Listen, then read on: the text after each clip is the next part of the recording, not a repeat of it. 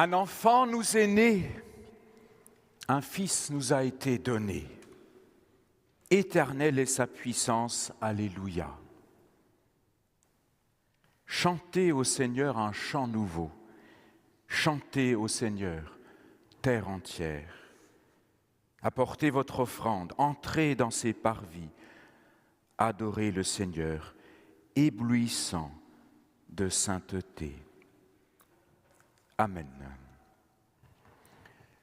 C'est à travers ces paroles du 96e psaume que je vous salue en ce jour de Noël, frères et sœurs.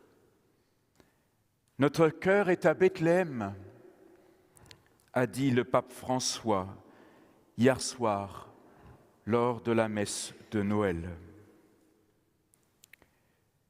Notre cœur est à Bethléem où le principe de la paix est encore rejeté par la logique perdante de la guerre, avec le fracas des armes qui, aujourd'hui encore, l'empêche de trouver une place dans ce monde, a dit le pape. Oui, à Bethléem, aujourd'hui, les pèlerins sont absents. La majorité des célébrations de Noël ont été annulées en raison de la guerre. Ce matin, nos prières et nos chants visent donc à inclure cette prière pour la paix en Israël-Palestine, en solidarité avec nos amis juifs ici à Strasbourg en France et avec le peuple en Israël et en Palestine. Au nom du Père et du Fils et du Saint-Esprit, entrons dans ce culte en chantant le premier cantique. Nous prenons les carnets du Conseil protestant, si vous le souhaitez. Le texte est aussi projeté à l'écran. Au numéro 5, d'un arbre séculaire, nous chantons 3 strophes en français et puis la première en allemand.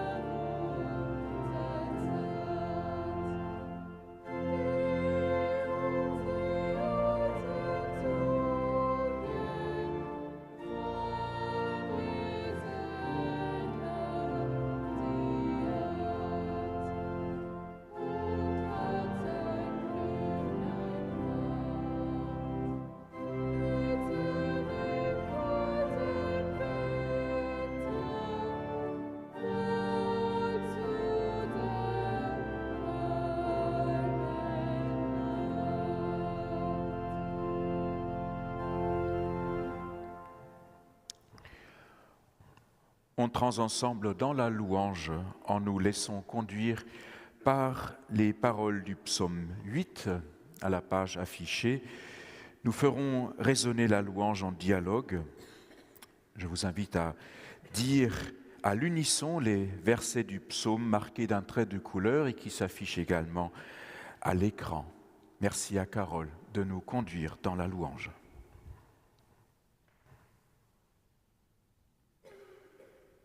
Ô Seigneur notre Dieu, qu'il est grand ton nom par toute la terre.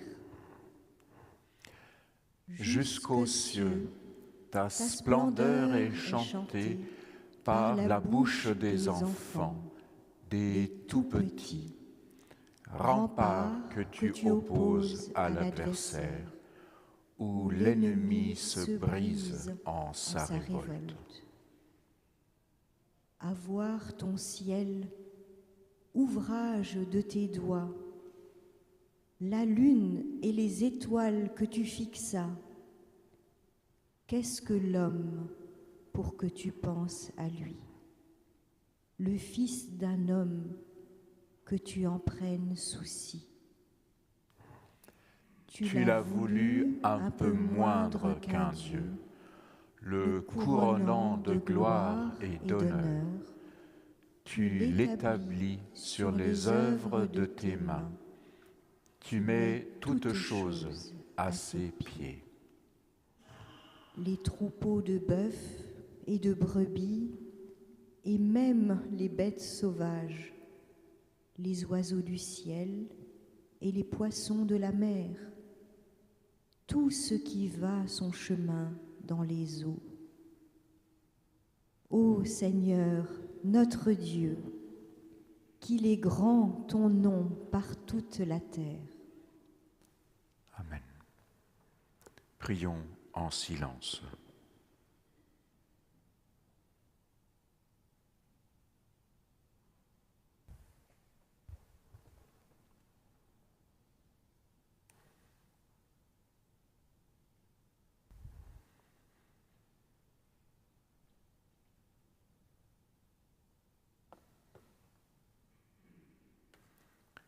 Dieu trois fois saint, nous te louons.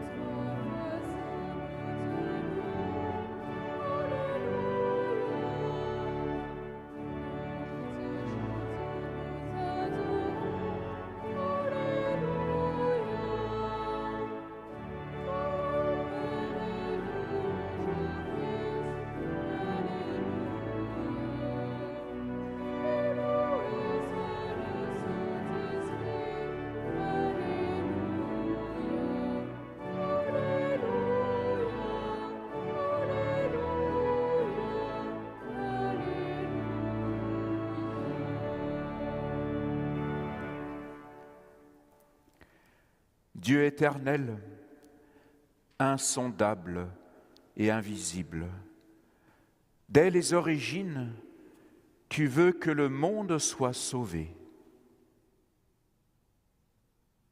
Seigneur Jésus, en venant dans le monde, tu nous révèles le Créateur comme un Père aimant, miséricordieux.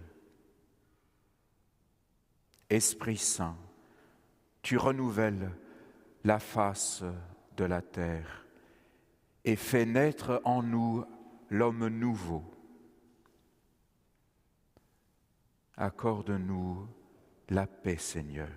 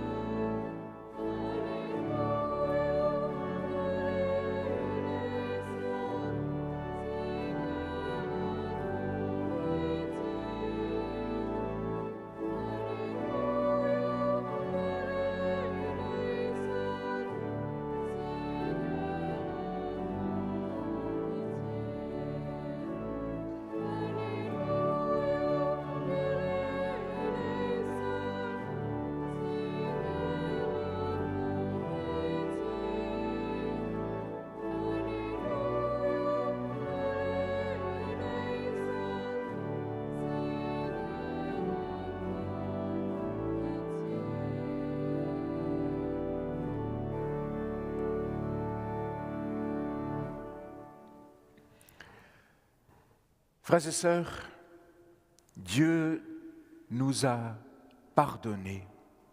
En Jésus-Christ, il a fait briller la lumière. En lui, la vraie vie est apparue et nul ne pourra la détruire. Celui qui met sa confiance en Dieu et trouve sa joie en Jésus-Christ est sauvé. Amen. Chantons notre reconnaissance en prenant dans le carnet au numéro 14 « Les anges dans nos campagnes ont entonné l'hymne des cieux ».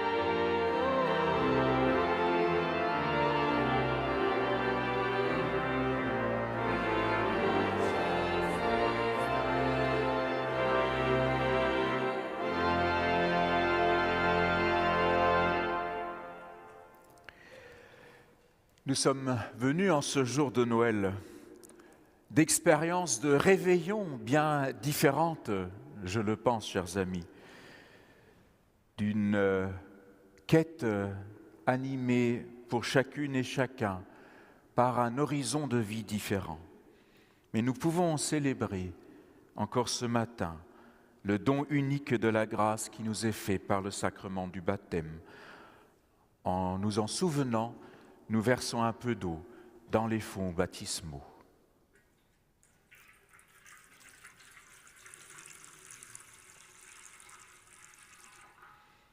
En versant cette eau du souvenir, nous pouvons prier. Dieu notre Père, en ce jour où tu nous as donné Jésus ton Fils, pour qu'il partage en toutes choses notre existence, fais-nous vivre en sa présence, ici et maintenant. Nous te le demandons par Jésus-Christ, notre Seigneur, qui vit et qui règne avec toi, Père, et le Saint-Esprit, un seul Dieu, pour les siècles des siècles. Amen.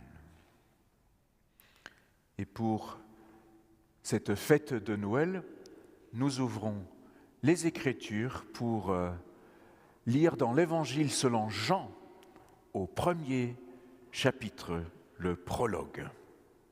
Merci à Jean-Marie de nous donner lecture.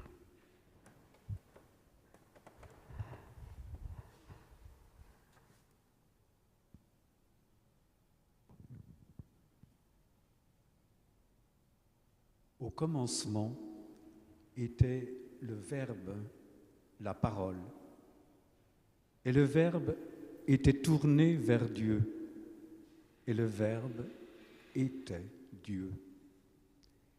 Il était au commencement tourné vers Dieu. Tout fut par lui, et rien de ce qui fut ne fut sans lui. En lui était la vie, et la vie était la lumière des hommes, et la lumière brille dans les ténèbres, et les ténèbres ne l'ont point comprise. Le Verbe était la vraie lumière, qui en venant dans le monde, illumine tout homme. Il était dans le monde, et le monde fut par lui, et le monde ne l'a pas reconnu.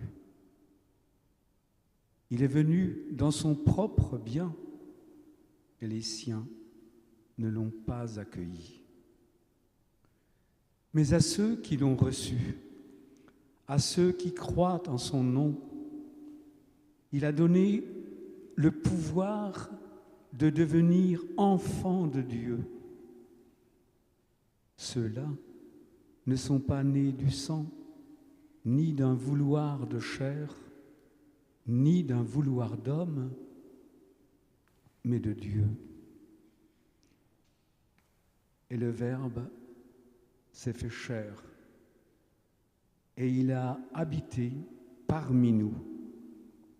Et nous avons vu sa gloire, cette gloire que Fils unique, plein de grâce et de vérité, il tient du Père.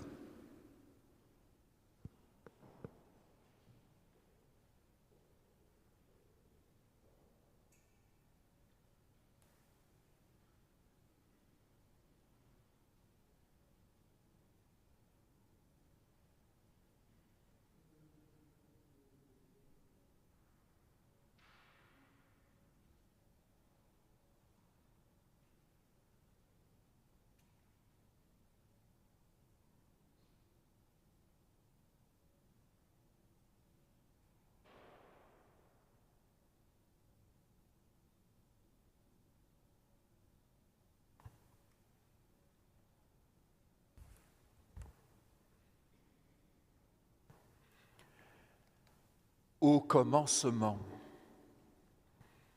L'histoire de Noël ne se passe pas au ciel, mais au désert, en Israël. Le peuple tourne en rond pendant 40 ans, une éternité, au milieu du désert. Que s'est-il passé ? Tout simplement, Israël avait oublié qu'il allait quelque part. Bien sûr, le but était la terre promise. Mais la terre promise, ce n'est pas qu'un pays, si je puis dire. Ce n'est pas qu'un objectif. Cet objectif représentait autre chose. Il signifiait autre chose de plus essentiel. Ce vers quoi le peuple marchait vraiment, ce n'était pas seulement une terre, mais c'était un rendez-vous. Le jour où le Seigneur s'était fait connaître à Moïse, il avait donné ce rendez-vous. Et ce avec quoi Israël avait vraiment rendez-vous, c'était Dieu lui-même. Voilà, chers amis, le vrai sens de cette marche d'Israël. sortis d'Égypte, en route vers la terre promise, rencontrer, servir Dieu. Le sens de cette marche, c'est le rendez-vous avec Dieu.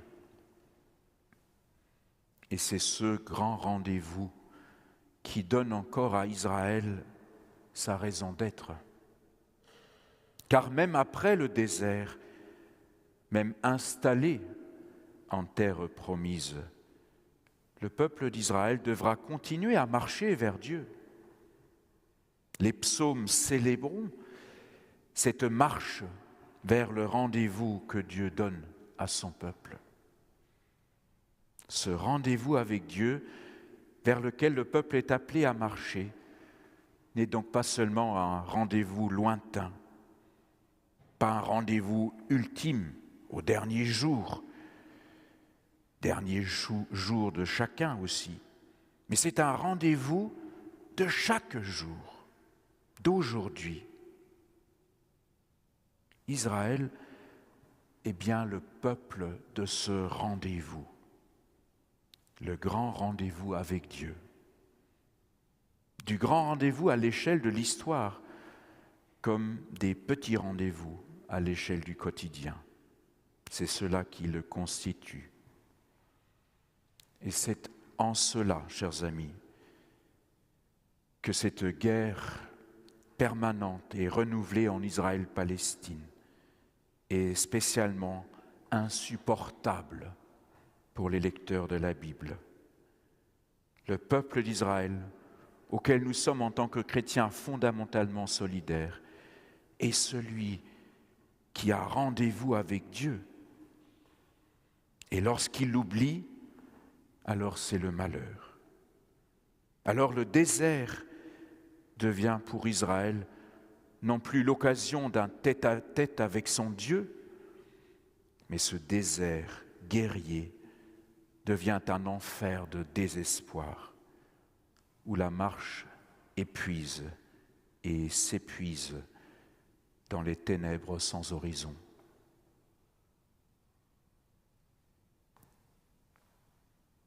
Or, voici Noël, le moment où le peuple qui marchait dans les ténèbres a vu une grande lumière. Vous le savez, l'évangile de Noël reprend cette phrase au prophète Ésaïe. Noël, événement fondateur du Nouveau Testament, s'inscrit dans cette perspective d'un peuple qui a rendez-vous avec Dieu. Mais le Nouveau Testament renverse les choses. Il les renverse sur 2 points essentiels. D'abord, ce rendez-vous n'est plus seulement celui de Dieu avec un peuple, c'est celui de Dieu avec tous les peuples, avec tous les hommes, avec toutes les femmes. Tous les peuples, toutes les nations, toutes les langues ont rendez-vous avec le Dieu vivant. Voici Noël. Et chaque être humain, chacune, chacun parmi nous, aussi, frères et sœurs, chaque homme, chaque femme, chaque enfant même, dit Jésus, chaque être humain désormais a rendez-vous avec Dieu. Qu'il soit savant, docteur de la loi, ou qu'il soit obscur et mécréant. Ce sont même les boiteux, les estropiés, les aveugles, les petits-enfants qui ne comptaient pour rien, les païens qui ont la première place à ce grand rendez-vous avec Dieu. Pourquoi donc ? Eh bien, c'est le deuxième renversement essentiel dont témoigne Noël. Ce n'est plus un peuple qui doit aller vers Dieu pour ce rendez-vous, ni même tous les peuples, ni même tous les humains, mais c'est Dieu qui vient. C'est lui qui s'avance et qui vient, lui, au rendez-vous avec les humains. En Jésus de Nazareth, le Christ, Dieu a donc renverser la logique même de ce rendez-vous. Ce n'est plus un peuple qui doit traverser un interminable désert pour aller vers Dieu. Ce ne sont même pas tous les peuples ou chaque être humain qui doivent traverser des déserts de l'histoire ou de l'existence pour marcher vers Dieu. Non, c'est Dieu qui vient. Et il vient en personne à la rencontre des humains, à la rencontre de chacune et de chacun de nous. Au commencement, la parole existait déjà, écrit l'évangéliste Jean. La parole était avec Dieu, la parole était Dieu. La parole est devenue un homme et il a habité parmi nous. En Jésus le Christ, Dieu est venu pour les humains. Il est venu dans notre histoire, au ras du sol, à hauteur d'homme. Quand le peuple d'Israël avait le sentiment de tourner en rond dans le désert, de s'épuiser dans cette marche, il vivait le désespoir. Et ce désespoir venait de ce qu'il oubliait, qu'il avait rendez-vous avec Dieu. Or, voici que Jésus-Christ est venu renverser cette logique, révéler en pleine lumière, Dieu ne donne plus rendez-vous à un peuple dans le désert, mais Dieu vient lui-même à la rencontre des femmes et des hommes. Dieu a rendez-vous avec tous les humains, avec chacune et chacun. Voici Noël, frères et sœurs. Ce rendez-vous, c'est Noël. Le Christ, la rencontre personnifiée de Dieu avec les hommes. Le Christ est vivant pour nous. Il a rendez-vous avec nous. Alors, ma sœur, mon frère, ouvre tes yeux et regarde. Regarde d'abord la beauté de ce monde.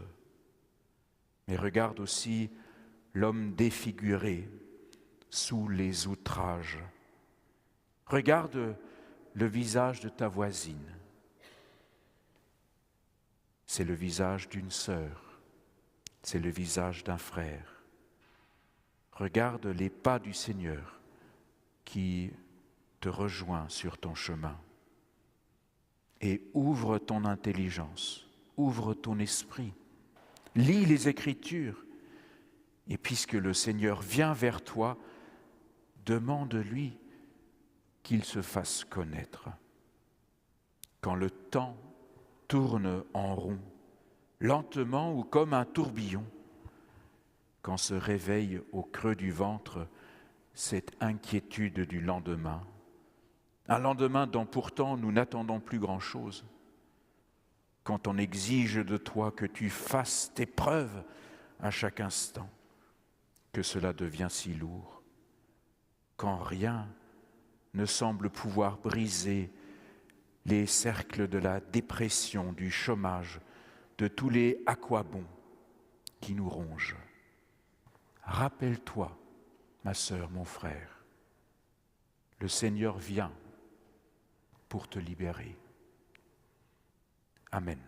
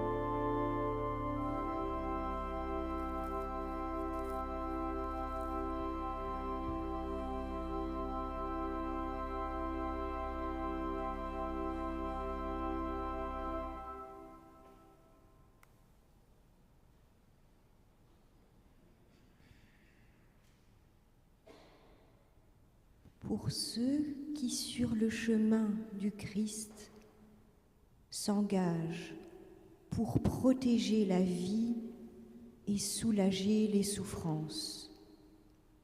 Nous te prions, Seigneur. Pour ceux qui, animés en Christ, œuvrent pour la justice et proclament ta pleine voix le message de paix. Nous te prions, Seigneur. Pour ceux qui, dans la fragilité, comme le Christ nouveau-né, accueillent dans un vent de fraîcheur le renouveau incessant de la foi. Nous te prions. Comme pour eux tous, Seigneur, porte l'élan de nos cœurs, guide le mouvement de nos actes, éclaire l'intention de nos mots, pour que nous tous, rassemblés en Christ, et toute ton Église de par le monde, ne cesse de se tourner vers l'autre et ouvre pour chacun la voie de l'espérance qui mène à ton royaume. Dans le silence, confions à Dieu ce qui nous tient particulièrement à cœur.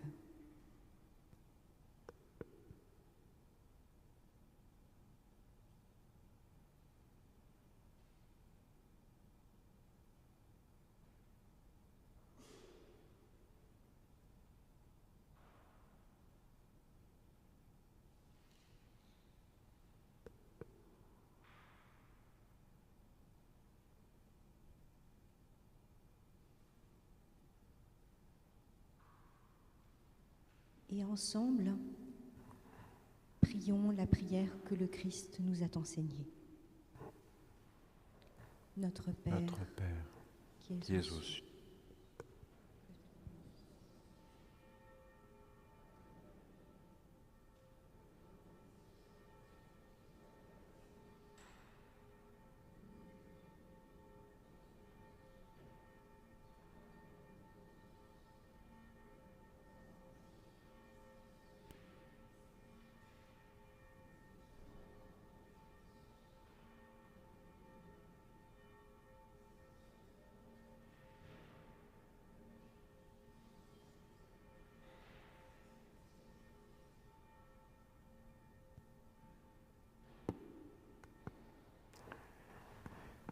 pendant le chant qui suivra, nous voulons recueillir l'offrande de Noël dans notre union d'églises protestantes. Elle est destinée en ce jour de Noël au projet de solidarité. Elle sera donc reversée à la Sémis. Et ensemble, nous pouvons chanter au peuple fidèle. Amen.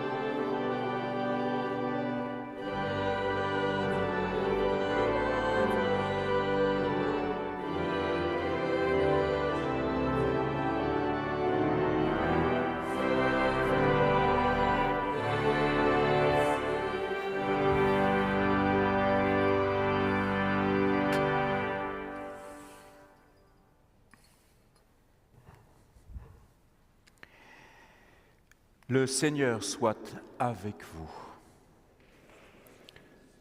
Élevons notre cœur. Rendons grâce au Seigneur notre Dieu. Oui, frères et sœurs, le Christ vient vers vous. Et le Christ est non pas venu pour servir, mais il est venu pour servir et non pas pour être servi. Pour ce repas, autour de sa table, nous pouvons reconnaître sa présence parmi nous, en acceptant de nous laisser servir par lui. Il nous donne ainsi la liberté, la confiance, le courage pour être comme pour agir. Chantons le Dieu 3 fois saint. Et nous prenons dans le carnet du Conseil protestant la première du numéro 21 en allemand et puis la troisième en français. O komm, du Morgenstern.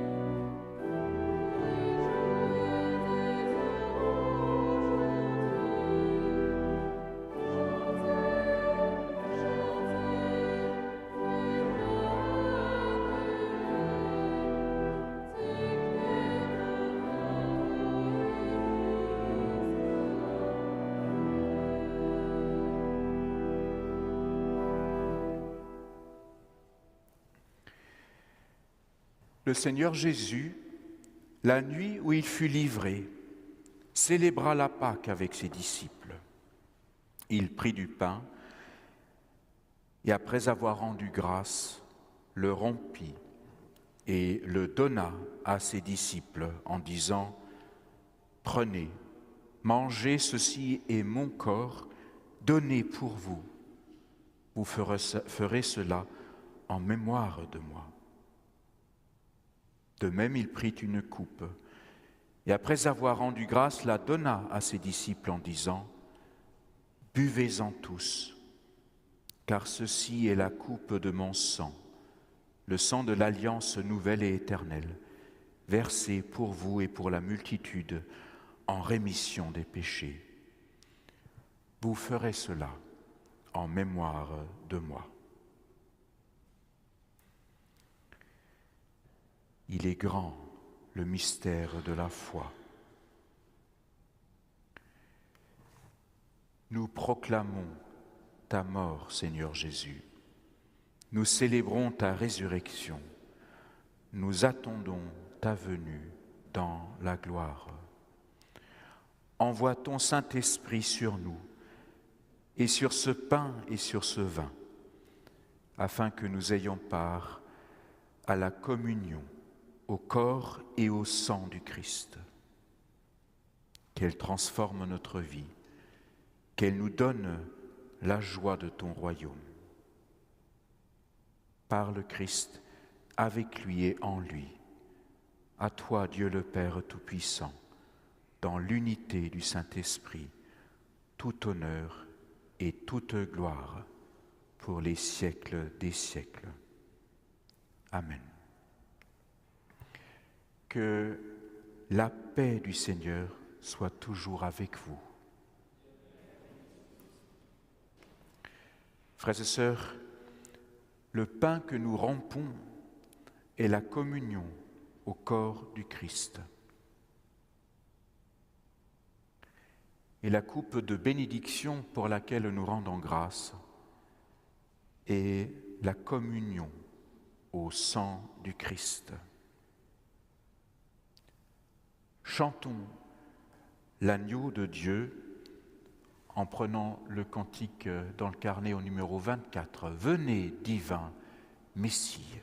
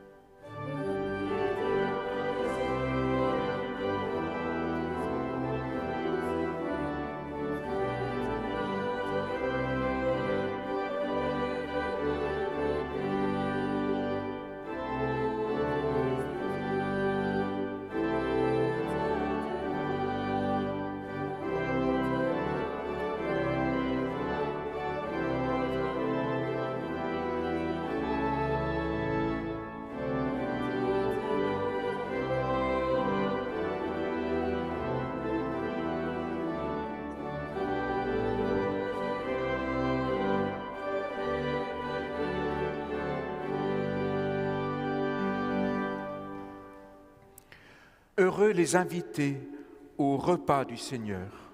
Voici l'agneau de Dieu qui a enlevé le péché du monde. Et nous prions, Seigneur, je ne suis pas digne de te recevoir, mais dis seulement une parole et je serai guéri. Que le corps et le sang du Christ vous gardent pour la vie éternelle. Amen. Comme Jésus a rassemblé ses disciples pour le repas de la Pâque, il nous invite maintenant autour de sa table.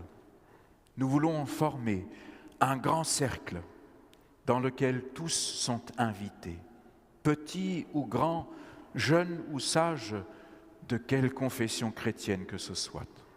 Dans ce cercle, tous sont au premier rang. Et les personnes qui ne souhaitent pas recevoir les éléments sont aussi invités à venir dans le cercle en faisant simplement un geste de la main et pour communier par la joie de leur présence. Nous avons préparé ce repas, mais c'est bien le Christ lui-même qui nous y invite. Tout est entre ses mains. Venez, car tout est prêt. Formons un cercle tout autour de l'Église.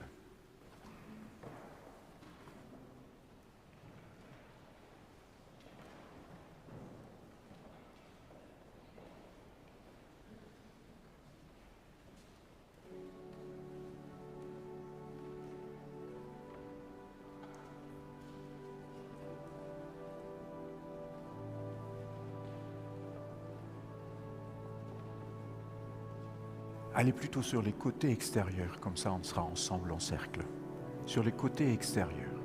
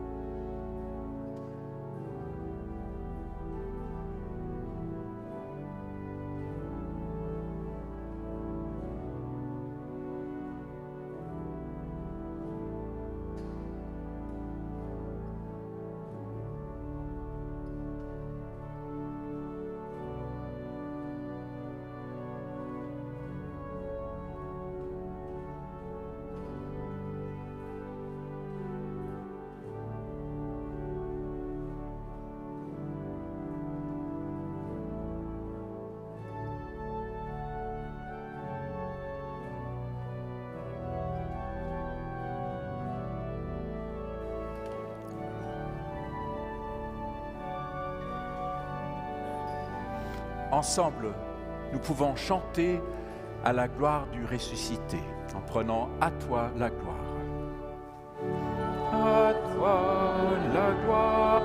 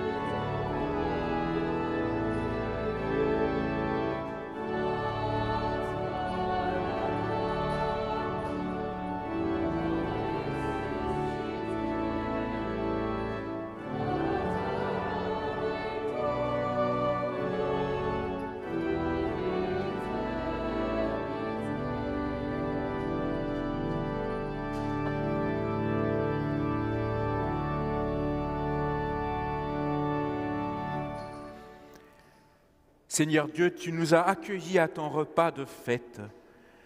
Tu as fait de nous des frères et des sœurs. Béni sois-tu.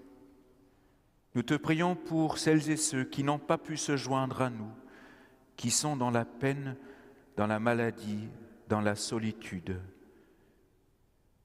Et nous te les confions pour croire encore leur libération possible. Amen. Allons dans la paix du Christ.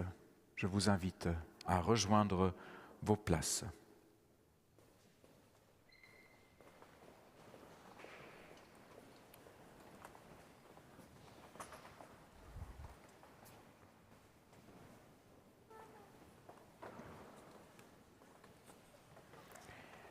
Avant de dire ensemble la confession de foi, je vous propose d'écouter le message œcuménique de Noël qui est traditionnellement rédigé en commun par l'évêque du diocèse et le président de notre union d'église. Cette année, c'est Monseigneur Philippe Ballot, archevêque de Metz et administrateur apostolique de Strasbourg, en attente de la nomination du nouvel archevêque, et donc Christian Albecker, le président de l'UEPAL, qui s'adresse à nous.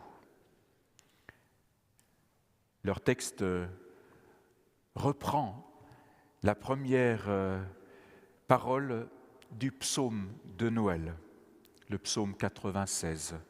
« Chantez au Seigneur un chant nouveau, gens du monde entier, chantez pour le Seigneur. » Chanter, avons-nous vraiment envie de chanter en ces temps troublés, où la guerre et la violence se déchaînent dans une folie meurtrière qui semble sans fin? Nos chants de Noël traditionnels pourront paraître dans ce contexte bien dérisoire, voire doucereux. Mais l'invitation à chanter alors que de sombres nuages s'amoncellent sur nos têtes, alors que l'avenir de la planète est compromis, non seulement par les guerres, mais par les dérèglements climatiques et les injustices croissantes qui en sont la cause et la conséquence. Chanter dans ce contexte est une forme de protestation. Cette tradition remonte aux origines de la foi chrétienne et à la tradition juive. Les psaumes sont précisément des cris qui expriment la détresse humaine, la protestation ou la révolte, en même temps que la joie de pouvoir compter sur le Dieu de l'alliance et de la promesse. L'enfant faible et nu de la crèche de Bethléem était lui aussi bien dérisoire dans son dénuement et son exclusion. Et pourtant, les bergers et travailleurs pauvres de l'époque ont été témoins du chant des anges. Gloire à Dieu dans les cieux très hauts et paix sur la terre pour ceux qui l'aiment. Cette paix annoncée par les anges nous est promise dans la mesure où nous serons chantés un chant nouveau, c'est-à-dire sortir de nos vieilles rengaines, nos haines recuites et sans cesse réalimentées, pour oser le dialogue et la réconciliation. C'est par nos modes de vie renouvelés, témoignant qu'un autre monde est possible, un monde de justice et de paix, de bienveillance et de respect de la création, que nous chanterons un cantique vraiment nouveau. Que la campagne soit en fête et tout ce qui s'y trouve, que tous les arbres des forêts poussent des cris de joie devant le Seigneur, car il vient pour rendre la justice sur la terre. C'est ainsi que se termine le psaume 96. Dieu n'est pas dans la nostalgie du passé, il est devant nous, il est à venir et à venir. C'est le sens du mot « avant », du latin « adventus », venu. Nous sommes invités à vivre ce temps de l'Avent et de Noël, dans l'attente et l'espérance, non d'une fête éphémère, mais d'un avenir de justice et de paix, auquel Dieu nous invite à contribuer. Joyeux Noël à toutes et tous. Et dans l'élan œcuménique, je vous invite donc à vous lever pour dire, comme il est de tradition pour les hautes fêtes chrétiennes, ensemble la confession de foi de Nicée-Constantinople, qui, je vous l'accorde, a quelques technicités dans le vocabulaire, mais que nous pouvons dire en conscience ce matin avec les chrétiens de toute la terre, y compris à Bethléem. Ensemble, nous pouvons répondre ainsi à la foi de Dieu. Je crois en un seul Dieu, le Père Tout-Puissant, Créateur du ciel et de la terre, de tous les êtres visibles et invisibles. Je crois en un seul Seigneur, Jésus-Christ, le Fils unique de Dieu, engendré du Père avant tous les siècles, lumière née de la lumière, vrai Dieu né du vrai Dieu, engendré non pas créé, un seul être avec le Père, et par lui tout a été fait. Pour nous les hommes et pour notre salut, il est descendu des cieux. Il s'est incarné du Saint-Esprit et de la Vierge Marie et s'est fait homme.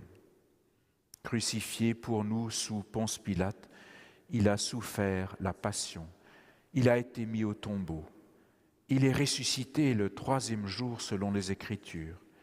Il est monté aux cieux. Il siège à la droite du Père. Il reviendra dans la gloire pour juger les vivants et les morts. Et son règne n'aura pas de fin. Je crois en l'Esprit Saint, qui est Seigneur et qui donne la vie. Du Père, il tient son origine. Avec le Père et le Fils, il reçoit même adoration et même gloire. Il a parlé par les prophètes. Je crois à l'Église une et sainte, à sa catholicité et à son apostolicité. Je confesse un seul baptême pour le pardon des péchés. J'attends la résurrection des morts et la vie du monde à venir. Amen. Et nous pouvons reprendre place. Du coup, je vous propose de chanter l'envoi par un chant de Noël un peu plus léger que Gilles saura nous mettre à portée. Noël, c'est l'amour.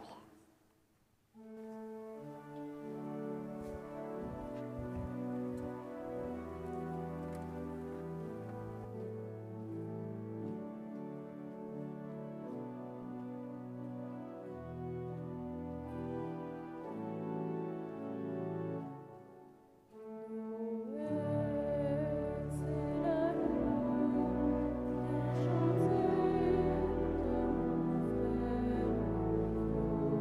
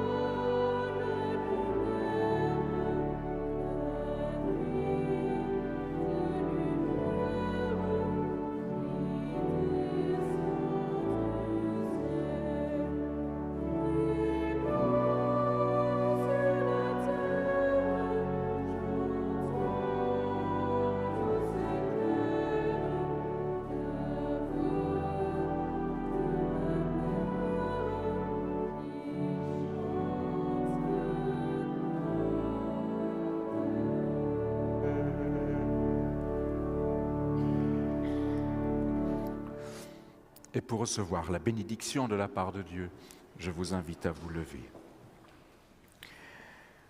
Peuple du Seigneur, que le Seigneur te bénisse et te garde.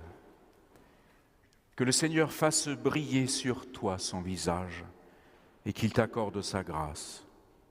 Que le Seigneur tourne vers toi son visage et qu'il te donne la paix. Amen. Reprenons place pour le postlude et les annonces.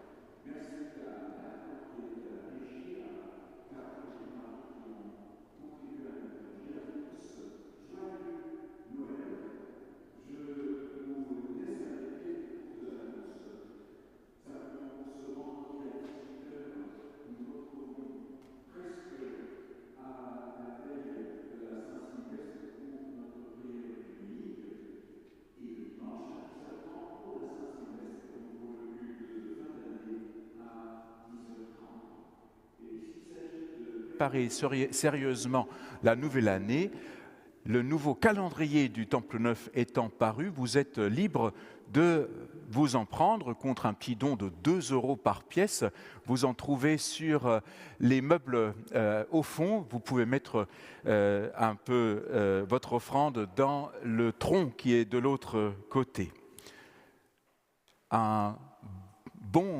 Une bonne fête de Noël encore qui continue encore demain. Nous n'avons pas de culte au Temple Neuf le jour de la Saint-Étienne. À 10h45 à Saint-Pierre-le-Jeune, il y a un culte de la Saint-Étienne si vous le souhaitez. Bonne fête.